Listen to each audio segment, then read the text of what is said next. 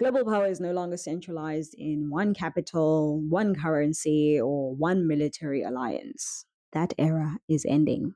It won't collapse overnight, at least not with a single event, but through slow erosion, because power is spreading out. Some countries are gaining room to move, others are losing the control they once took for granted. This shift is already happening in trade, in energy, in finance, and even diplomacy. In order to understand this change, we should go back to understanding a little bit of history. So, for decades, global order was tightly centered around the United States and its allies. The dollar dominated trade, and Western institutions set the rules. Military force backed economic pressure, and that system worked very well for those at the center. It worked less well for everyone else. Now, the system is weakening, not because it failed completely, but because too many countries just no longer accept its terms. So let's look at who wins from a decentralization point of view. China is set to become a major winner, not because it replaces the US, but because it benefits from a less US controlled world. It trades in local currencies, it builds parallel institutions, and it invests where Western capital refuses to go. A fragmented system gives China options and leverage. Russia also gains. Sanctions forced it to reroute trade, deepen ties with Asia, and sell energy outside Western markets. Isolation pushed it into building alternatives. Those alternatives now weaken the old system for everybody, and that is a good thing. Iran benefits similarly. Years of sanctions made it resilient. It trades through networks designed to avoid Western oversight. In a decentralized world, those networks become assets, not liabilities. India is another winner. It plays both sides. It trades with the West while buying discounted energy from sanctioned states. A multipolar system lets India maximize its advantage without full alignment to either side. Brazil gains as well. It benefits from diversified trade, BRICS alignment, and reduced pressure to follow Western political lines. More power centers mean more bargaining space. Now, who loses? The United States loses relative control, not total power, but its dominance dissipates. It can no longer assume compliance. Sanctions work less effectively now for more and more nations. Military threats cost more politically because people are awake and they understand how much value their vote and their voice holds. So influence must be negotiated this time around. It's not just assumed anymore. The European Union also loses leverage, depends on energy imports, on global trade stability, and US security backing. Fragmentation exposes internal divisions and limits its independent reach.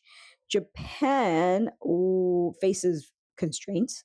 Its economy depends on stable global supply chains and US led security. So, decentralization adds uncertainty that it cannot easily control. The United Kingdom loses relevance. Outside the EU and tied closely to US policy, it struggles to define independent influence in a multipolar world. Oh, shame. If any country has been struggling more than the US and France lately, it is probably the UK. I don't even know where we could begin helping them, but one thing at a time, right? So, but anyway, Australia faces similar limits. Its security depends on US alignment, but its economy depends on Asia. So a fragmented order forces uncomfortable trade offs for them. But this shift is not just about 10 countries, it's systemic. Africa gains space, not wealth overnight, but now we have more options. Countries can negotiate with China, the Gulf, Russia, and even the West itself. Aid and investment now come with competing offers. That weakens all power dynamics. And I really, really wish that Africans would start to understand how much power we have in this new world that we are entering. I promise you, Burkina Faso is making the right moves, and South Africa may be moving in the right direction too, but I guess time will tell. South Africa also has a lot of other loose ends to tie up, but I hope that we can learn each day that we are necessary in this global existence and stop selling ourselves short. But let us continue. Okay. The Middle East also gains leverage. Energy producers can sell east or west, so political alignment becomes flexible. Power is traded in this instance, it's not necessarily pledged. All right. And then Latin America benefits unevenly. Countries like Mexico, Argentina, and Colombia can diversify partnerships, and the region is no longer locked into just one sphere. Southeast Asia gains strategic importance because now trade routes, manufacturing, and diplomacy flow through it.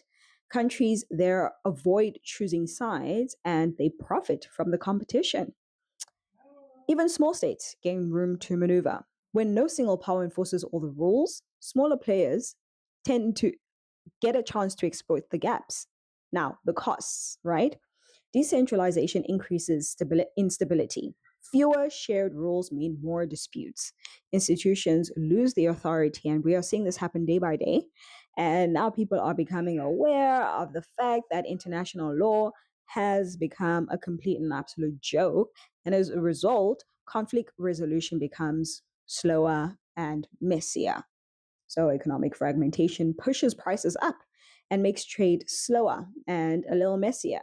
Supply chains stop being reliable, which means delays, shortages, and high costs show up in daily life. Security risks also rise because when power is spread out, mistakes are easier to make and rules are less clear. For ordinary people, the results are mixed. Some countries gain more control. Others struggle as old systems stop working. The key point is this: decentralization is not about replacing one empire with another, it is about dilution. Power is no longer concentrated enough to enforce obedience on the rules that are made in just one corner of the earth. That changes behavior everywhere. Countries that adapt tend to do better.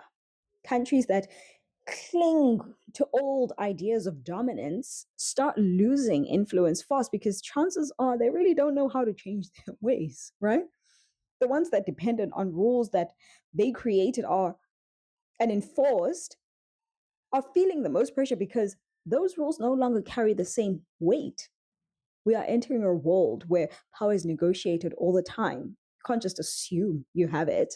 Leverage matters more than ideology, and the ability to last matters more than the ability to intimidate. It's not about values changing or good versus bad actors. It's about a structural shift in how the global system operates. That shift is already changing trade and politics and security, whether leaders accept it or not.